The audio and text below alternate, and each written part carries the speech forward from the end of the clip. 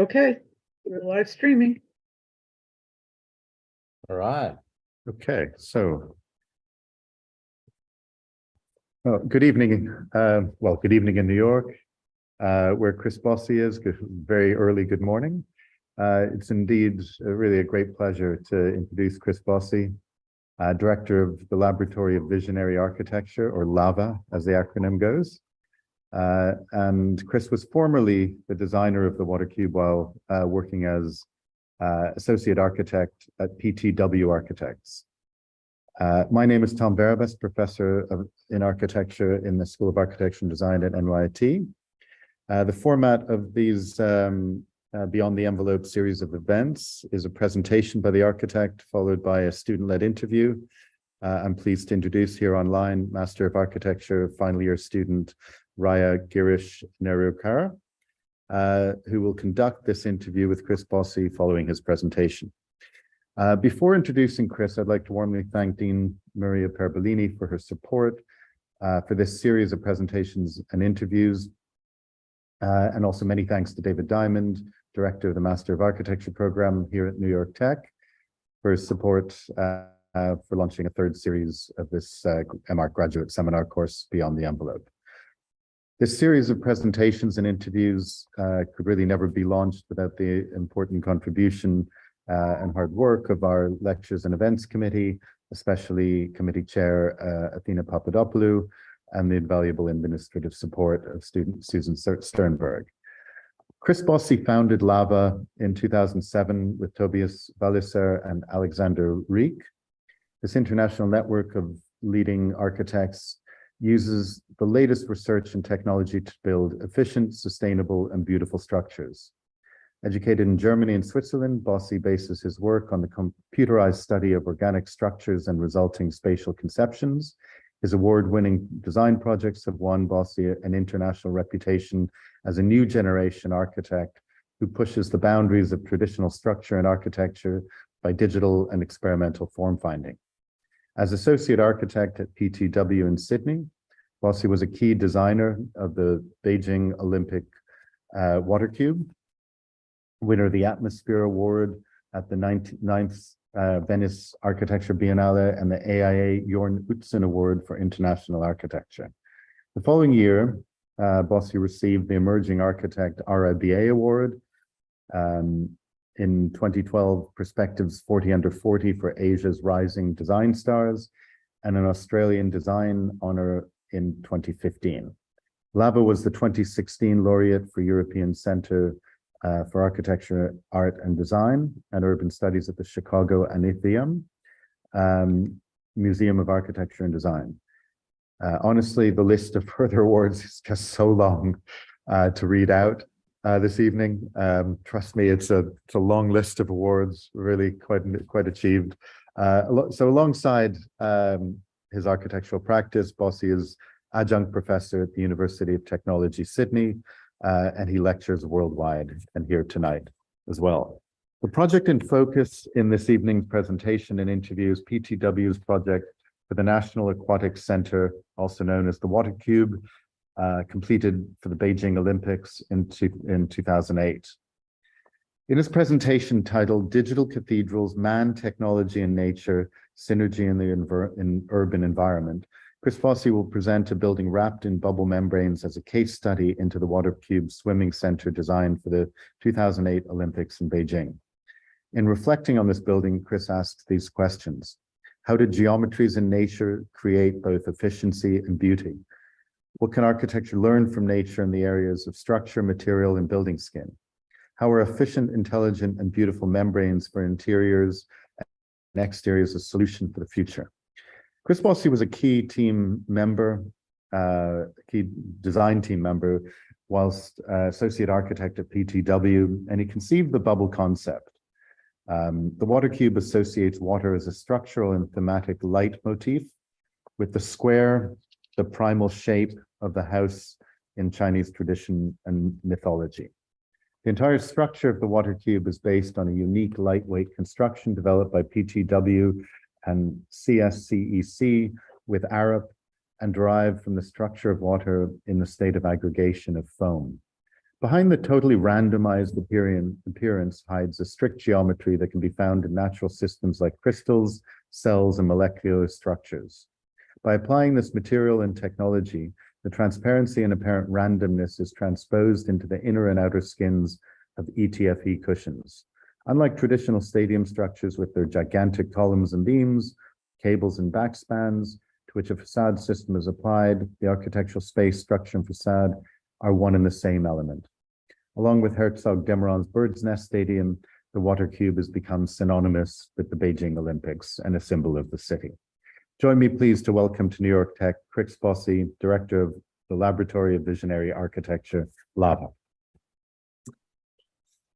Thank you so much, Tom and Susan and Needy and everybody online for having me. It's a great privilege. It's 5 a.m. here in Ho Chi Minh City and 35 degrees. You will possibly see the sunrise behind me at some stage of this lecture, depending how many slides I have. Thank you for the great introduction that takes me back all the way to 2003, when we wrote this text about the leitmotif and about stadia, who traditionally have these big spans and are all about kind of the power of engineering and showing all the forces in large structures, and how we kind of try to conceive a new paradigm or a new typology for these type of buildings. So you introduced LAVA briefly. These are my partners, Tobias Walliser and Alexander Rieck. We won't have much time today to talk about LAVA work, I think. I will focus on the Aquatic Center, but maybe in the question answers later, we can show some current work as well. The one thing that we have kind of kept in our minds and in our hearts is this inspiration from nature combined with technology. So all the buildings, all the master plans, all the interiors, in our work, you can always trace back to some kind of natural phenomena and some application of new construction technologies or communication technologies or material science. And we always try to create places for people of the 21st century. And with that, I will present this literally as a kind of a throwback to a 2003 presentation. Where in 2003, we collaborated with a very large amount of international people from various cultures and countries to do this competition for the National Swimming Center in Beijing. So you can see me here on the bottom left as a young man at 32 years of age.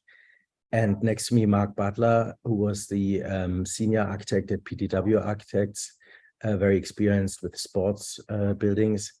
And next to him, an entire team from CCDI, a Chinese, at the time, what we call LDI, Local Design Institute, which is a whole story in itself, how China over the last 20 years kind of came out of its past and into this kind of new high-speed capitalism, where all of a sudden architecture firms were growing. And this particular architecture firm grew from 15 people when we met them in 2003 to 4,000 people in 2015, when I last checked, where all other architecture firms around the world have stayed the same size. So the story of the building is also a story of China and of its people. And the kind of thought process goes back to this idea where, as a student and a recent graduate, I was sort of wondering, why do all these buildings around the world look the same? Essentially, architecture seemed to be like diminished to this art of cladding some efficient box with some glass facade, which may or may not look good, but it didn't seem to have any relationship to space or to any type of structure or any type of typology. And when you look back at kind of the ancient cathedrals, which are highly kind of decorative, at the same time ornamental and incredibly spatially interesting, then you find that all structural elements at the same time have an ornamental, decorative, and spatial function. So rather than just being a box, being clad in something. And when I studied at the Institute of Lightweight Structures in Stuttgart, where Frei Otto at the time was the founder of the institute, and that institute has heavily influenced all students around Stuttgart, this discipline of mixing disciplines of engineering and architecture and finding shapes and forms and structures in nature. So this idea of soap bubbles and spider webs and branching structures and so on was always prevalent and being taught in Stuttgart. And so this project, which precedes the water cube, was for a tower based on this idea of circle packing or bubble packing, and this idea that if you create a three-dimensional network of structural relationships, then you would get a much more stable, but also more interesting and better looking structure than just putting sticks and slabs on top of each other. So the result was this tower, which we call the bubble high-rise. And it was this highly expressive, ornamental, yet very structurally efficient high-rise tower in Berlin. And at the time, we collaborated with Arup in London, with Charles Walker and his team of the Advanced Geometry Unit. Cecil Belmont was leading that unit. So it was around that time in 2002 where a lot of these projects started emerging, including the Serpentine Pavilion by Toyo Ito, which you may remember, which is kind of this weird and wonderful triangulated kind of space frame. So the project, of course, didn't go anywhere, being in Berlin, and was replaced with a kind of normal high-rise tower with sticks and slabs and a glass facade. But this idea was born that structure, ornament, and space should become much more in architecture. I mentioned Frei Otto and his soap bubble experiment. So the most famous one is the Munich Olympic Stadium in 1972, which is also the year I was born. So this is now more than 50 years old, but one of the most modern looking structures, I think, in Germany or maybe in the world. This lightweight roof derived by the forces within soap films that gently kind of hovers over a landscape. So it's not really a roof, the roof becomes a landscape in itself. And Frei Otto wrote an entire book about soap bubbles and structures and possibilities and all that. I had in my baggage when I arrived in Sydney in 2002 in October. And in Sydney, I joined this big architecture company called PTW, was mentioned by Tom. And they're an architecture firm that has been around since, I think, 1880. And half of the buildings that you see on this picture, except the Opera House, are designed and built by them. So it's one of these large practices of rather commercial nature, but have done some very good work. And they're very experienced. And so somehow they managed to get onto this competition for the Aquatic Center in Beijing on the shortlist due to their experience with the Sydney Olympics, where they designed several structures. And the master plan for the Olympic Green kind of saw two buildings at the entrance of the Olympic Boulevard, the main stadium and the Aquatic Center.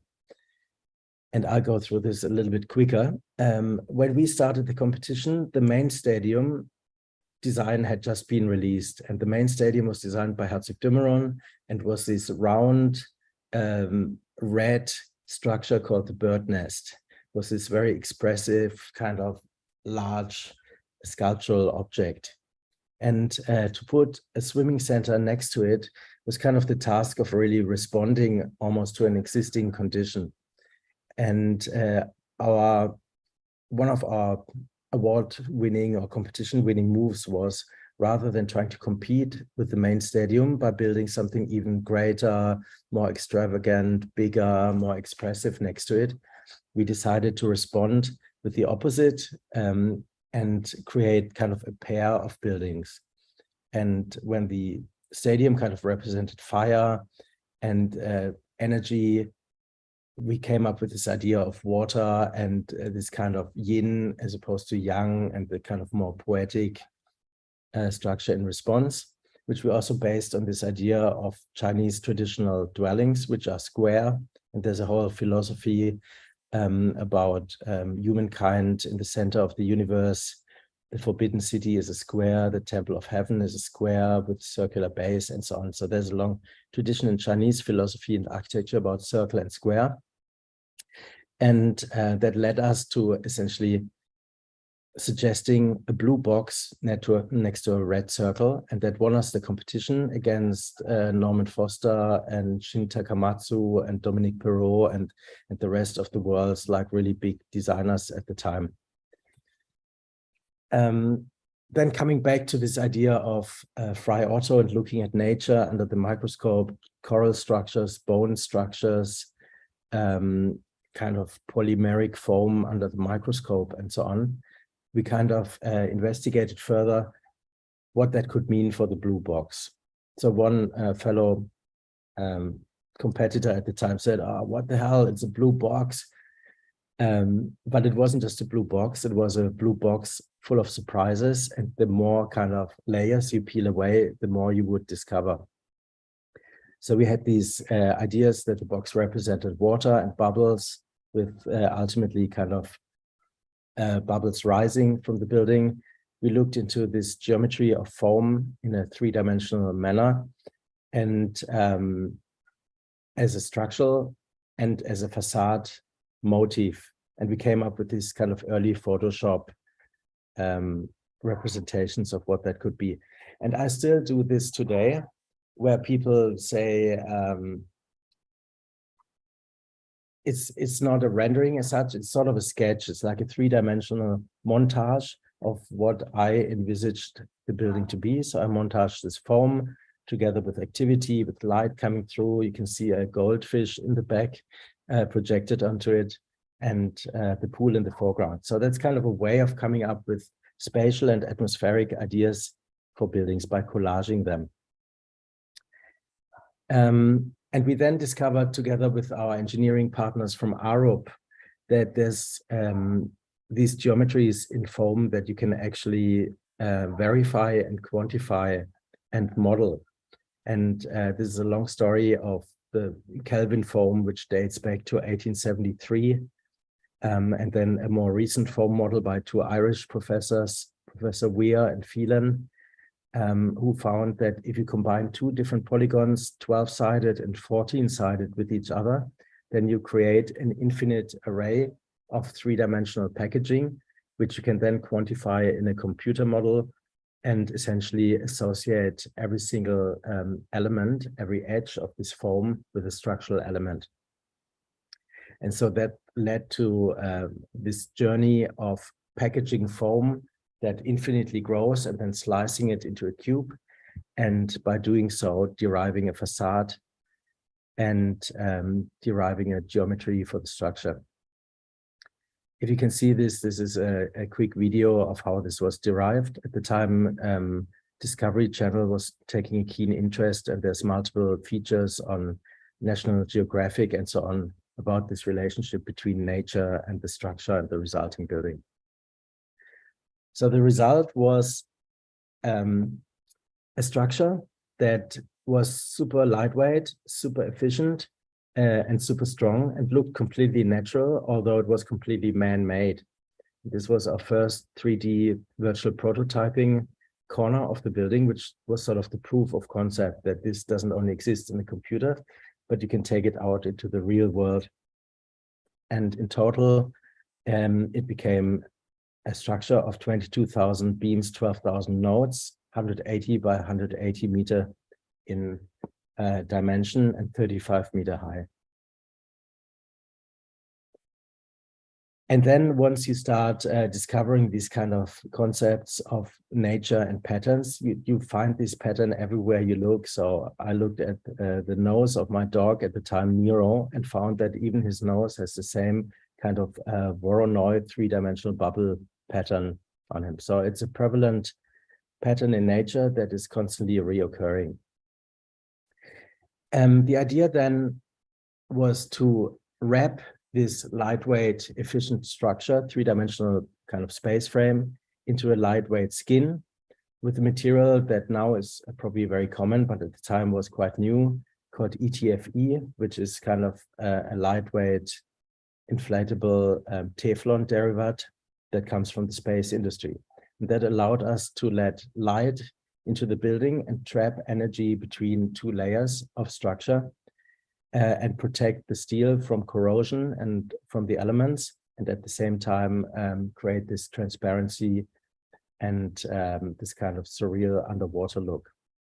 So the building became wrapped in a lightweight skin and acting like a greenhouse, which means you could save a lot of energy. So you don't need heating, for example, in winter necessarily for the pool. And in a swimming pool, you have quite sort of adverse conditions because on the inside you have chlorinated water, you have high temperature, high humidity. And in Beijing, you may have 40 degrees outside in summer and minus 20 degrees outside in winter. So here's an example of this film, which is clamped between kind of facade mullions and then inflated. Some images from the competition, I'll jump a little bit ahead with that. But sort of this was our vision. So the building wrapped in lightweight skin with the structure shining through, and we had this idea of this goldfish kind of inhabiting the bubble box, kind of like a permanent visitor. And then from the sophisticated 3D model of the 22,000 pieces onto a model shop where people had to essentially create this as a physical model. And that was, for me, a physical model is always the first test of a building. If you can't build a physical model, then you will have a very hard time to build the actual real thing. But because of the repetitiveness of the structure, there's only, I think, 16 different shapes that then repeat within the structure and within the cladding.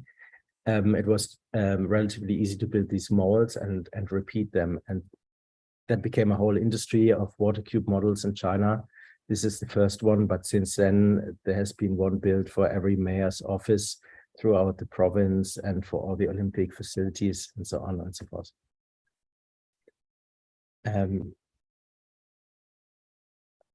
Some atmospheric studies about lighting and sparkling and so on. So this idea of the lightweight film, of course, was that the structure is always visible and it doesn't just become a cladding from the outside with a nondescript facade, but there's always this relationship between what it looks like and how it works and what's on the inside. And Tom mentioned in 2004, to our great surprise, we won the Golden Lion, the Atmosphere Award at the Venice Biennale, which was a great kind of boost for the project because all of a sudden it had international recognition and all of a sudden people realized that there was something really special about it going on. And this, if you can see, that is the competition video.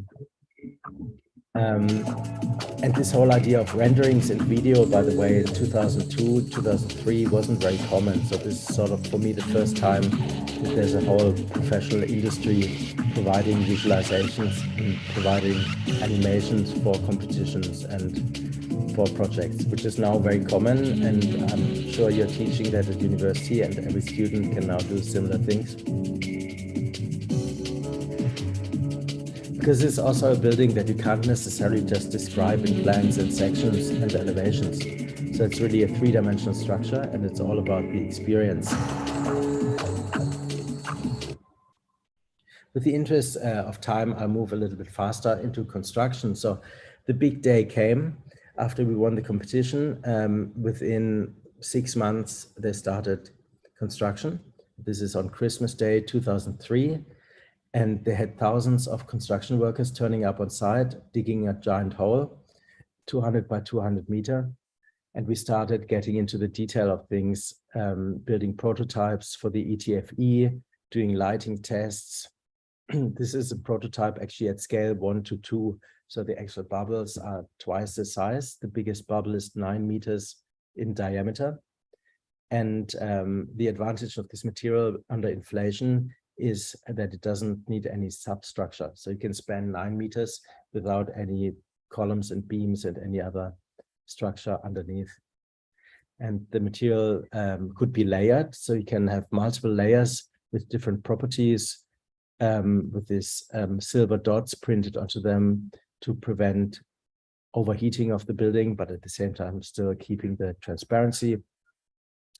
Then these steel pieces that were manufactured from our 3D model, 22,000 steel pieces individually cut and delivered on site, and all corresponding to these repetitive nodes. And while the geometry was repetitive, the thickness of the steel and the dimension of the beam was different, which contributed to this effect of randomness, because you had very thin kind of sticks and very thick sticks that each corresponded to the load that they actually carried.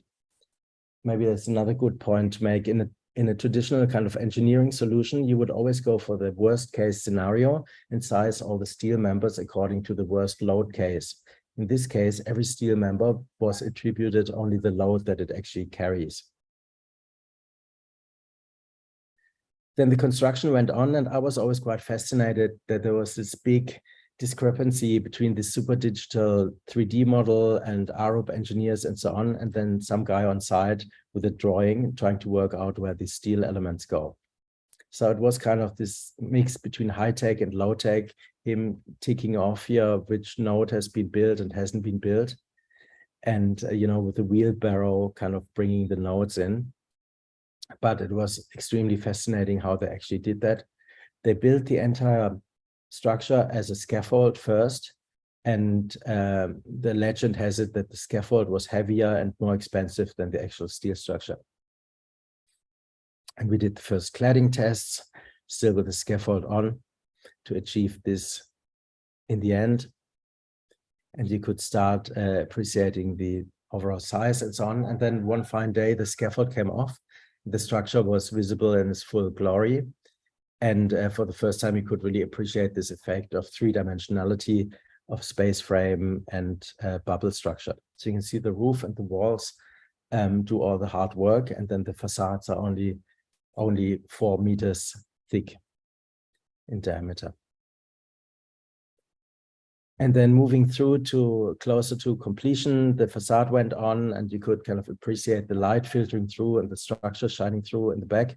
And you could see this relationship between the stadium being built at the same time, of this quite dominant kind of typology, and the aquatic center much more sort of filigrane and lightweight, but together really building a pair of buildings and having kind of a contrast and harmony with each other. Some pictures of the finished facade, and what's beautiful about it, that it reflects the light during the day in different ways. So sometimes it becomes transparent, sometimes it becomes silver. Most people, when they look at it, think it's an aluminum facade of some sort, but then it's curvy, so it really can't be. Then it's transparent. So it's sort of mysterious. Sometimes it looks completely plastic, three-dimensional, voluptuous, and sometimes it looks flat. It reflects the sky and changes during the course of the day.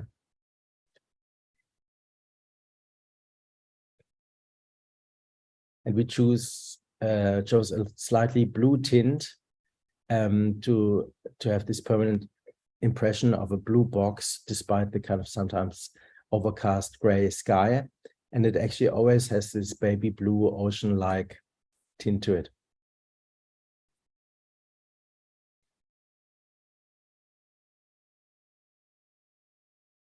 Yeah, lots of pictures here. I'll go closer to the finished result. So one fine day, the last ceiling panel was installed, and I came down from my apartment to grab the newspaper, and every single newspaper had the water cube on the cover.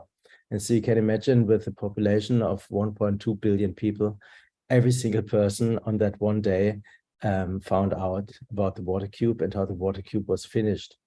And it became sort of this national icon. I mean, it became famous in the architecture world, in all these different magazines and websites. But it really became this icon also for the people of Beijing. And for us, it was always this idea of creating a new typology of its time with materials that have never been used in this context, geometries that have never been used, and somehow representing the state of architecture and humanity and technology at that point of time.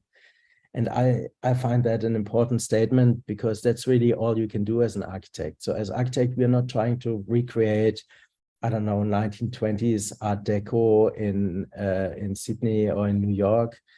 We're not trying to do Victorian architecture or French architecture. We're always trying to do the architecture that is possible now with the materials and the technologies available now, obviously under the circumstances now. And this is also, remember, this was designed 20 years ago. So now when you look at contemporary architecture discussion, there's a lot more discussion about CLT, about bamboo structures, about community built designs and so on, which expresses more kind of the contemporary thinking around architecture. And this, to an extent, it's sort of timeless, but at the same time, as an architecture historian, I think you can very much pin this to 2003, 2004, to the emergence of three-dimensional computer-generated or assisted algorithmic design, the emergence of these kind of techniques of representation and form generation and construction. And we were very proud, and still are, that between the 2003 rendering and the 2008 handover of the building, we managed to completely translate this idea without too many losses. And that is down to the fact that we essentially did a virtual prototype from the beginning. So this was probably also one of the first times that the building was completely built in what you would now call BIM, where all the services are coordinated, all the structure is coordinated, fire, lighting, everything is already in the original model. And so there's no surprises on the way where all of a sudden someone says, oh, that's great, but we need a column grid every 3 meters, or we need a glass roof, and so on. All these things have been attempted, by the way, by how do you call that, value engineering efforts. But the interesting thing was that every time someone tried to value engineer the building and, for example, put a glass roof on, then it became heavier, inefficient, and twice as expensive, because as soon as you put a glass roof on, all of a sudden the weight increases, then the substructure increases, then the primary structure increases, and all of a sudden the whole thing doesn't work. So this was really an integration of structure, facade, cladding, space, and ornament into one. And you can see that even the roof, 180 by 180 meter flat roof with inflatable plastic bubbles, has a hydrophonic drainage system where the water is sucked off the building. And when it snows, and it does snow, then it has 40 centimeters snow sitting on top of the building. It's quite a sight as well. And maybe just a few last slides. So the two buildings that became the icon, and this very grainy image, but the very much the first idea, the yin and yang, fire and water, circle and square, red and blue, was really carried through the entire design, and was exactly translated like that and perceived like that. I mentioned the building became famous in architecture circles and other circles, so many books have been written. There's a whole industry that has developed out of these patterns. So this is within the water cube. You can get fully geared up with swimsuits and hoodies, and Swarovski special edition water cubes, the water cube telephone, ceramic in water cube pattern. You can buy tiles for your bathroom at home. So it became really bigger than us and than itself. And I went with Tom to Macau for a conference, and there was this building which was an exact replica of the water cube as a casino. So in the great tradition of casinos in the shapes of pyramids or the Eiffel Tower, now there's a casino in the shape of the water cube Beijing. The inside, after the Olympics, was converted into a public leisure pool, partially, and another part has now been converted for the Winter Olympics into ice rinks and other things. Both buildings, the Bird Nest and the Aquatic Center, are regularly used for things like Formula One. So they're still on the news, still on TV all the time. And yeah, lighting I didn't touch on much, but the fact that you could change all of a sudden with the emergence of RGB LEDs, you could all of a sudden change colors in buildings with a simple message. So this light artist installed this installation where you could send a text message to the building, it changes colors.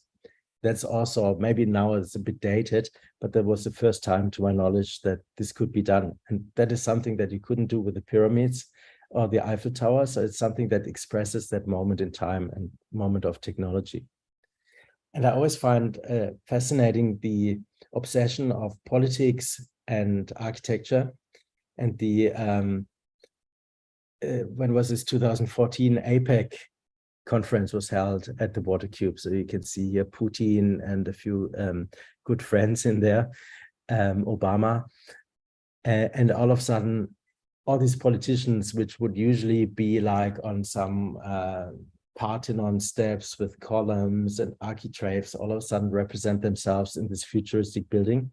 And that makes them almost look like a cast from Star Trek. And maybe with these words, this was the image that went around the world. Michael Phelps broke something like 17 world records in this pool. And the camera technology at the time had developed to a point where people were filmed from underwater. So as he was swimming, breaking the world records, he was filmed towards the ceiling. And where people usually say, oh, don't worry about the ceiling, nobody's ever going to look at that. All of a sudden, the ceiling became the most important design element. So with this, I want to conclude my lecture about the Water Cube, and I'm very happy to take questions. I also have a few slides about current work or work over the last 10 years at Lava, but I really wanted to focus on this project for this particular lecture. So thanks a lot. Thank you very much, Chris. This is really an eloquent and comprehensive narrative on the design and construction of the Water Cube in Beijing. I'll introduce MArch final year student Raya Girish Nerikar, who's going to conduct the interview with you. Thank you. Hi. Hey. My name is Ria, and I would like to thank you for your exciting and immensely informative presentation of the Water Cube. So the first question would be, facilities for the Olympic Games are often conceived as symbols of their host city and country, and they serve to represent the host city and the nation state. The Beijing Olympics was hosted at a time 15 years ago when China had great ambitions to arrive on the world stage. The Water Cube is a dramatic and even an iconic building, and in how it is instantly and easily recognized, and how it had immediately become synonymous with the Beijing Olympics. As the architect, can you tell us more about who was your client for this project? And please describe your client's ambitions for the National Aquatic Center, and what was the remit to deliver those ambitions? In simple terms, what was the brief you received from the client? The scheme for the Water Cube included public multifunction leisure fitness facilities for use. Ria, but could yes. we let's let Chris answer this question. Okay. Okay, there's quite a few questions in one. So very, very well observed how the purpose of the Olympics is always to mark a moment in history, I think. And it's always an opportunity for a country or a city to make changes. And when you think, for example, about Barcelona is the first Olympics that I sort of became aware of, and was this transformation of this kind of little bit derelict kind of port industrial city into this amazing, vibrant tourist hub, and the whole waterfront was cleaned up. The beaches were made accessible to the people. The harbor all of a sudden became a destination, and so on. And in Beijing, the years leading up to 2008, I mean, I sort of first went to China in 2003, and those 5 years for me were the absolute defining moments of the rise of China and transition into kind of a market economy. And you could see that literally like on a daily basis. The first day I arrived, you couldn't get a coffee. The last day, you couldn't get away from Starbucks, for lack of a better example. You know, so that was really the transition. And if you go to Beijing now, which I haven't been for 3 or 4 years, but it's full of Western technology, cars, status symbols, and you know, it's in a way it's more capitalist than New York. It's much more showy. You know, in New York, maybe you don't show off your pink Ferrari necessarily because it's kind of, you're a bit more understated, but in China you do. And so these are kind of just the superficial signs maybe, but it was definitely was this big transition into a new economy. And maybe examples like this architecture firm that grew from 15 people to 4,000 people at the same time, where we were completely stagnant in our growth, is a good example, right? So it was the rise and rise and rise of China. And the message to the world is that China is on the world stage. China uses international consultants, international technologies, and actually exceeds international standards of sustainability, of construction methods, of all kind of associated disciplines. And the ETFE, for example, was a good example where it was a technology, the facade wrapping material, a technology that wasn't available at the time in China. And the Chinese approach was always to have these joint venture collaborations. So to open an ETFE factory together with a German factory, for example, and then start the production of ETFE in China. So now ETFE is a product available in China with German technology and Chinese production. So there's a lot of this kind of technology transfer that happened during that period in design, architecture, construction, materials, and so on, which I saw as a really positive thing and still think. So we really helped kind of develop China into the 21st century. And you can see China now being one of the biggest countries and most developed countries in the world, where now we're at a point where we can learn from their technologies, where they, developing from smartphones to communication to everything at a rapid pace. Sorry, that went a little bit beyond your question, but I hope it answered some. Yeah. Who was my client was the question, right? Who was our client? So it was the Olympics is a whole, I don't want to say circus, but it's a global organization, and the different cities have to apply to host the Olympics, and then they form an Olympic committee. So our client was the Beijing Olympic Organizing Committee, and then they ran competitions with local and international architects and local international juries. My understanding is that Rem Koolhaas was on the jury for our building, but that was never really confirmed. And I think Herzog de Meuron were also on the jury. I don't know if that's a myth or not. But it was selected by the jury. It was selected by the Olympic Committee and sort of the chairman of the city. And the point I'm going to make is there's nothing better for an architect than a competition that you win with a deadline for the building to be completed. Because so many times you do projects and they kind of end up somewhere nobody really knows. But if you have a deadline like the Olympics, nobody can bail out of it. They had to build this, they had to deliver on the promise. The design was set. Every time someone said, oh, wouldn't it be cheaper to build a white box and just paint the bubbles on the facade? They said, yeah, it would be cheaper, but this is the project that won and it has to be delivered and you better move on. Okay, thank you. The second question would be, the scheme for the water cube included public multifunction leisure and fitness facilities for use by public before the games and after the games. One of the risks of hosting the Olympic Games is the possibility of the underuse or possible disuse of the facilities after the 2-week sporting event. The term white elephant is often used to describe this condition. Can you share with us whether your project brief was to mitigate the water cube becoming a white elephant? Was this risk communicated as a concern by your client? In other words, were you given the brief to make the project accessible as public recreational infrastructure before and after the Olympic Games, or was this proposal for buildings used by public PTW had made by your client? Now it's interesting that you mentioned that, and it's true for most Olympic precincts even in the world, that there's always this risk that they get abandoned and unused and underutilized. And it is madness, you know, to build an entire stadium just for one guy to run 100 meters in 9.2 seconds and then leave the stadium behind.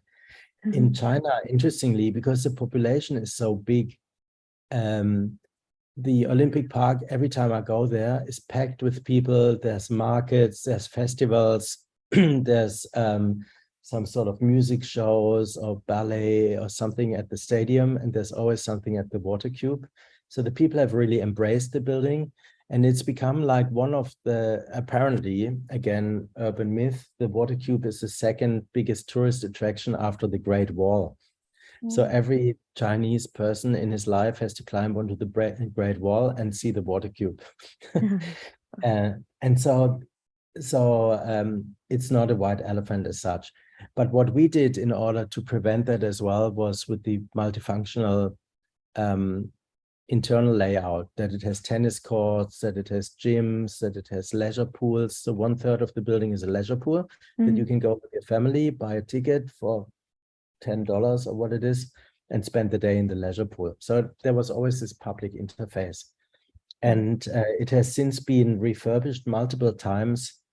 After the Olympics, some of the seating gets reduced from 17,000 seats, I think, to 6,000 seats.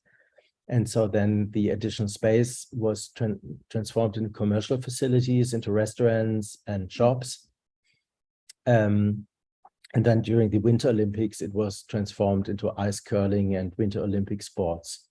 So I think there's this ongoing legacy, and people really, I think the best way to guarantee the survival of your building is to make it that special that people really look after it. I think people really love this building, and they will refurbish it as many times as it's needed, and always find a purpose for it.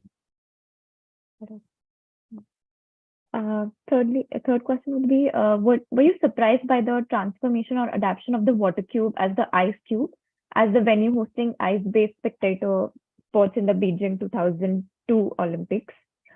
Did you ever anticipate that the building could be adapted in this way? Yeah, I think we anticipated it. I mean, we didn't know that Beijing was going to get the Winter Olympics, but this idea of multifunctionality was always there. And I actually didn't go and see it as the Winter Olympics, but from what I've seen, it worked out really well. Yeah, I mean, it's a multi-purpose sport venue, and the difference between Winter and Summer Olympics is that the water in Summer Olympics is liquid, and in Winter Olympics it's frozen. It's not quite like that, but essentially you build an ice curling surface on top of the pool. Yeah. Yeah, I think it's an important consideration, and many stadiums around the world have suffered the fate of being abandoned and neglected. Also has to do with budgets, of course. If you have Olympics in a country that can't sustain long-term a kind of activation of stadiums, it's a problem. But yeah, I think now the Olympic Committee is much more careful in their briefing around these topics as well. So a lot of stadia are dismantled and recyclable and upcyclable, sometimes dismantled and donated to other countries or other cities and so on, because it doesn't always make sense in every city to have like 12 stadia in one precinct. It's another strategy, by the way, where Olympics are increasingly across multiple cities and multiple states. So the entire country gets an uplift rather than one city. Sydney, for example, is an example where the Olympics were in 2000. And for, I want to say, for 15 years, Homebush, the Olympic city, was pretty desolate, unless you have a Guns N' Roses concert or a soccer match. But they started to re-densify the whole precinct with residential and commercial facilities. And now it becomes, after 20 years, finally becomes a bit of an active suburb. But it is a bit like that. You have a concert, Guns N' Roses, 80,000 people come in, 90 minutes later, they're all gone again. There's always that risk. The water cube is activated for use as a venue for competitive water sports as well as public recreation of series of swimming pools. The building expresses the structure of water and the aesthetics of foam and effervescence as a basis for communicating its programming and content. Thus, the water cube and also the ice cube deliver the expectation that a building should express what activates its houses and what uses it is intended for and who the building serves. Asked in simple terms, can you please comment on the status of the Western notion of the metaphor as well as Chinese mythology as tools with which to communicate the content and meaning of architecture? Yeah, well, so you've done your homework for sure. This is sort of for other people to judge. So that's what we try to do. I hope it does that. I'm still surprised how famous the building has become, really to a point where any dinner party, any country in the world, if someone mentions the water cube in Beijing, people have sort of an image of that. So that's really the power of imagery and the power of architecture. Does it look like an aquatic center? I don't know.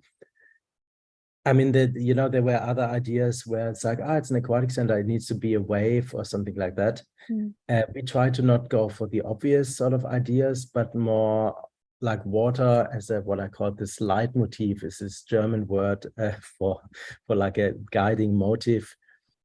And this sort of Pandora's box, the more layers you peel, the more you discover, but it's not necessarily obvious. I think that was, it was one of the first or one of the few buildings that has this sort of layering, and a good building should have these layers. So it's not just something you look at it, it's like, oh yeah, that's it, I don't even need to go in. This is like, it draws you in, you want to discover, you want to be between the facade and the structure, you want to climb into the roof, you want to really move through and understand it. And once you've seen it, you have to come back at night, because at night all of a sudden lights up and becomes a completely different thing altogether again. And as for the Chinese storytelling, I'm usually a little bit careful with this sort of cultural appropriation of what you want to call it. It's also a metaphor, but it was very strongly embraced by our Chinese team members. Actually, they came up with this idea of circle and square, and the square as kind of the center of humankind and the universe and so on. So there's a very strong link which has to do with like yin and yang and feng shui and so on, which in the Western world we only now kind of slowly start to embrace. Okay, thank you. The water cube is an exemplary building in terms of its ecological performance, applying various advanced technologies of the early 2000s. The ETFE double skin is insulating, maximizes natural light and reduces the need for artificial lighting. It captures solar energy to heat the internal spaces and harvests, recycles, and filters rainwater. With respect to reducing energy use and minimizing the burden of the water cube on the water infrastructure of Beijing, Were these ecological building systems part of your brief, or did you, as the architect, push for an expanded responsibility of this building to endorse the mitigation of climate change through better performing architecture? Yeah, also a very good question.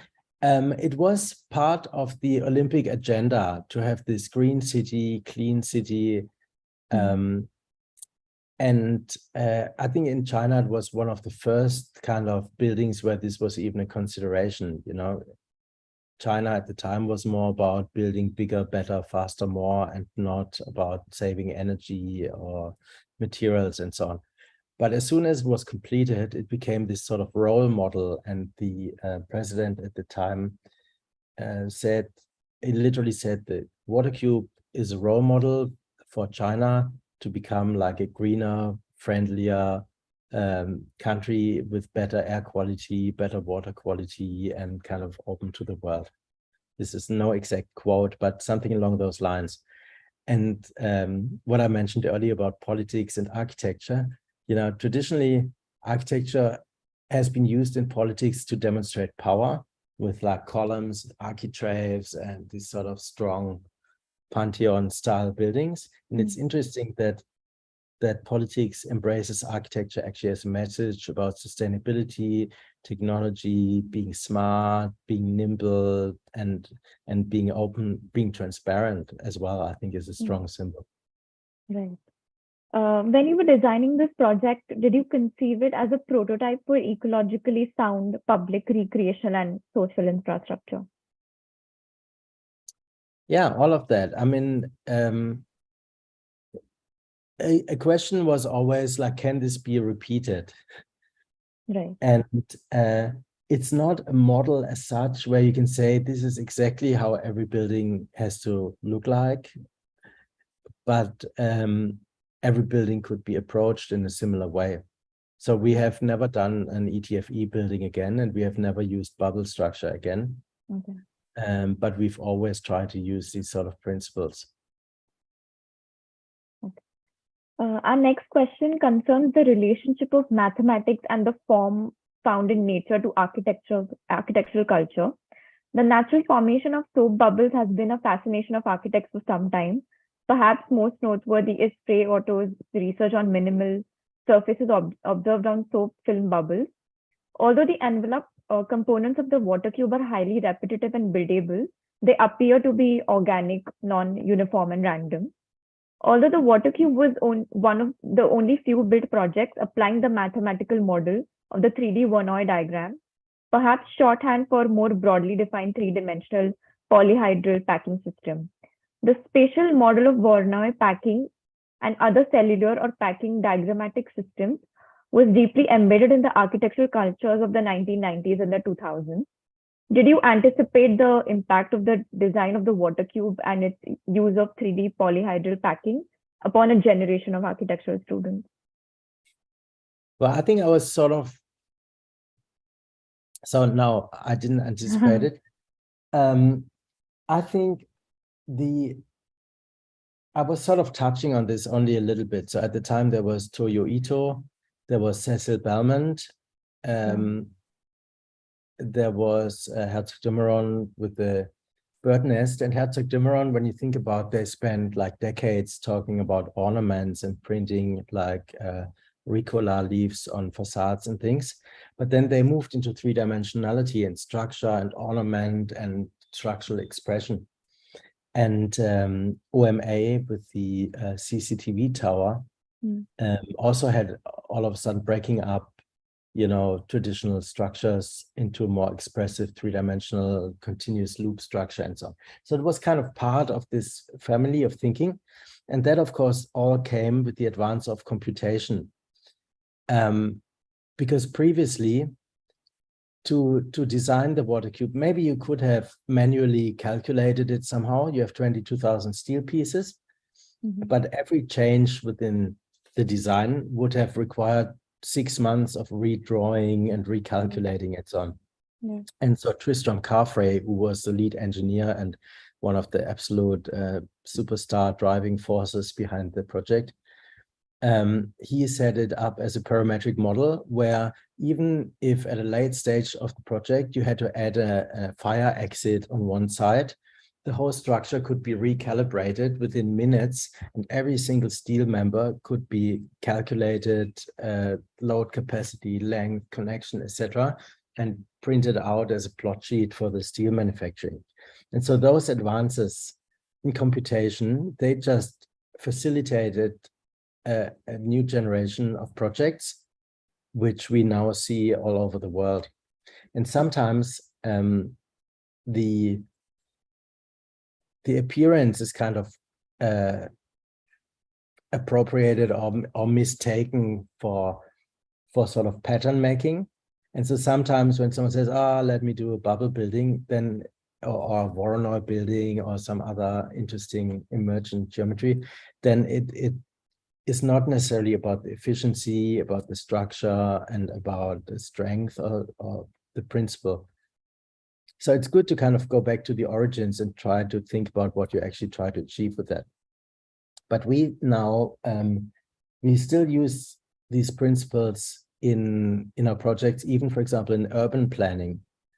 So when you think about urban planning and you think about a city like New York, which is based on a grid, then the grid kind of comes out of the necessity to bring some order to a new kind of settlement.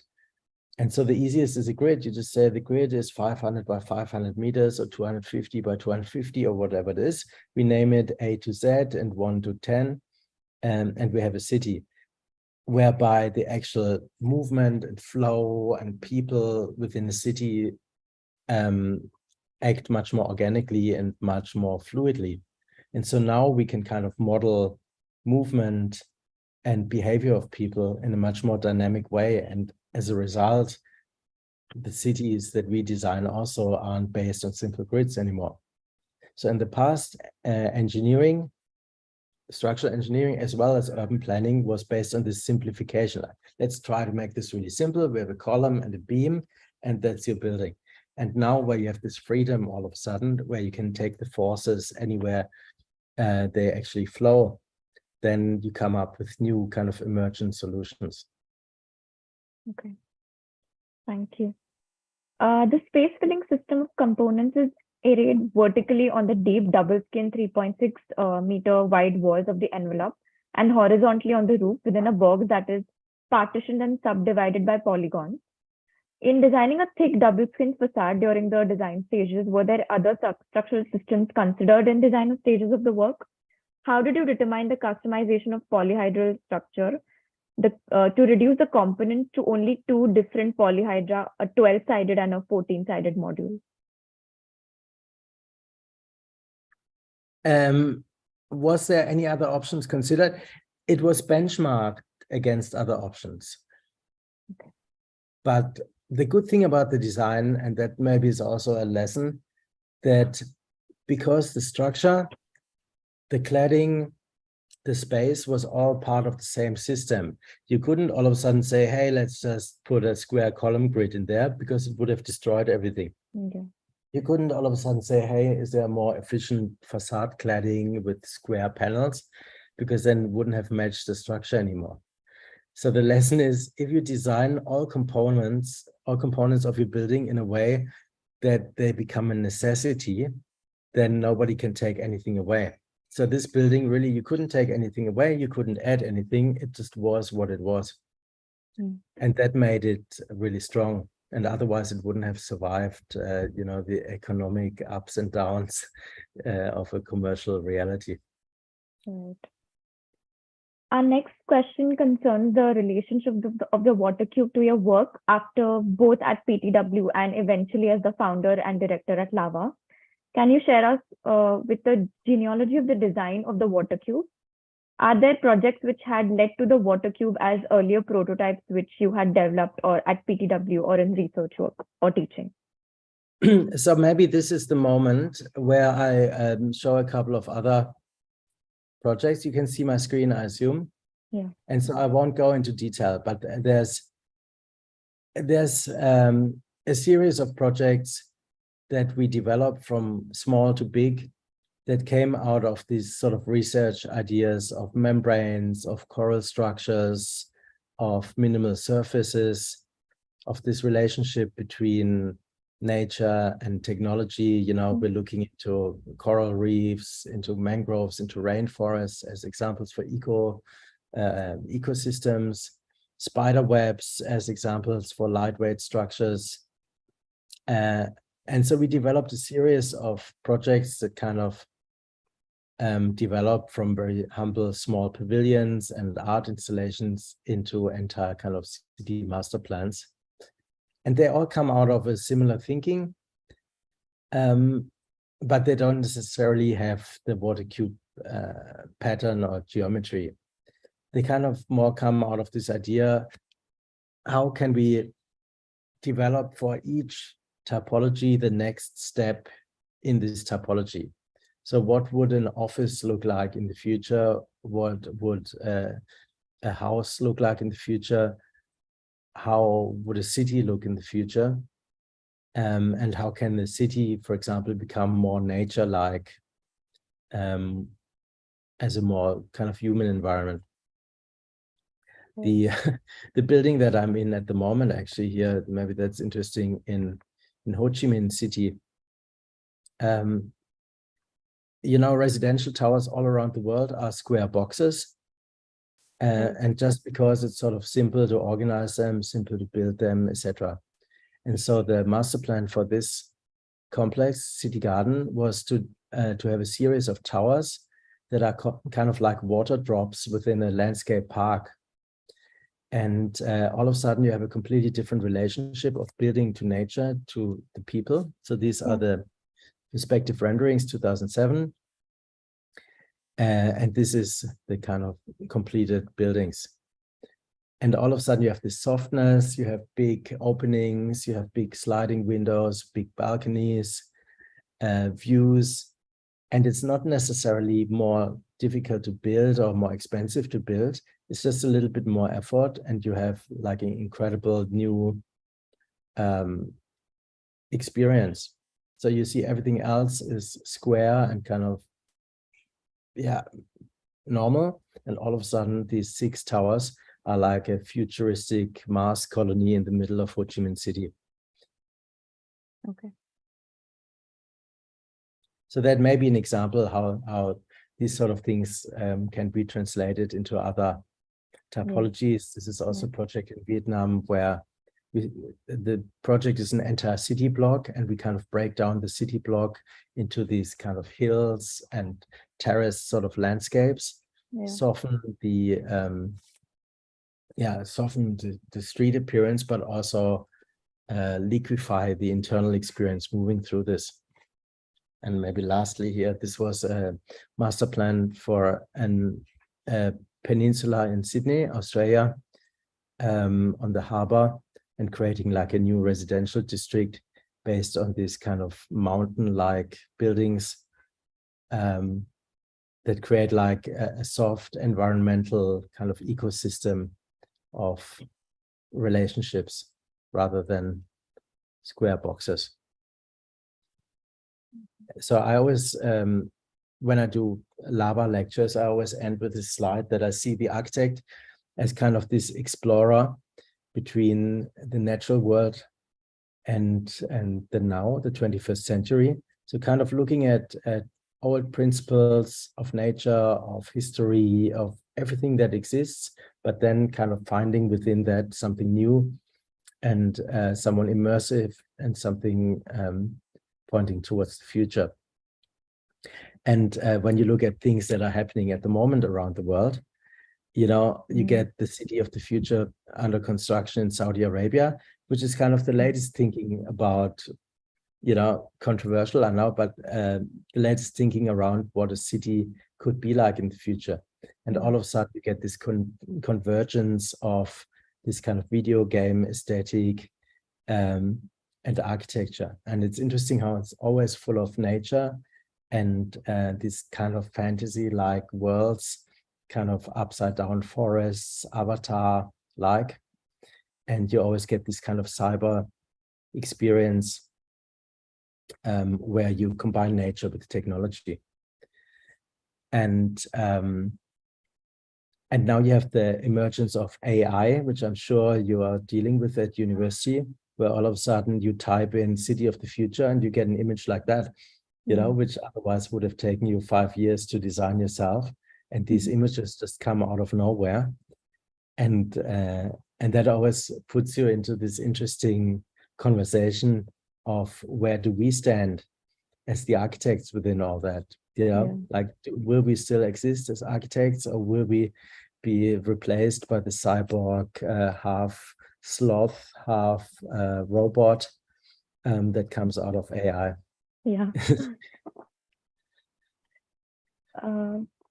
So beyond the envelope series of presentations and interviews is set within a Master of Architecture course here at NYIT, and with it the Student of Architecture public series of lectures and events, and therefore your audience is predominantly students as future architects. In this context, can you please share with us from your point of view any advice you may have for this next generation of architects? But the only advice I can give is along the lines of this image here, diving in the ocean. So you're diving in the ocean of architecture, surrounded by history and designing the future. And you have to find within that what the future is that you want to live in. And you want to be stimulated, you want to be surprised, you want to see familiar things, you want to see new things. And one thing is for sure, the future is going to be different from the past. 20 years ago, someone said to me that this this acceleration of technology is coming, where more inventions will be made in the next 20 years than in the entire history of humankind. And I'm like, come on, like, how is that possible? Think about electric light, the steam train. How can you surpass this, right? And this was before iPhone, was the beginning of internet, before 3D printing, certainly before artificial intelligence. And now, even within the last year, with ChatGPT and Midjourney, our life has been turned upside down. So you can only imagine what's yet to come. So that's your job as architect and designers and creatives, to really understand the society that we live in and build and design and envision the equivalent of that for your built and virtual environment. And so that's why I think it's so important to say that if you want to be contemporary, you have to express the now in your architecture. Like, look at history for inspiration by all means, but design from now onwards. Yeah. Thank you very much for your in-depth presentation and for the great opportunity to interview this evening. Thank you. My great privilege. Yeah, thank you very much, Chris. This has been great. I really thoroughly enjoyed your presentation, and thank you for the generosity to join us for the interview. Thanks, Tom.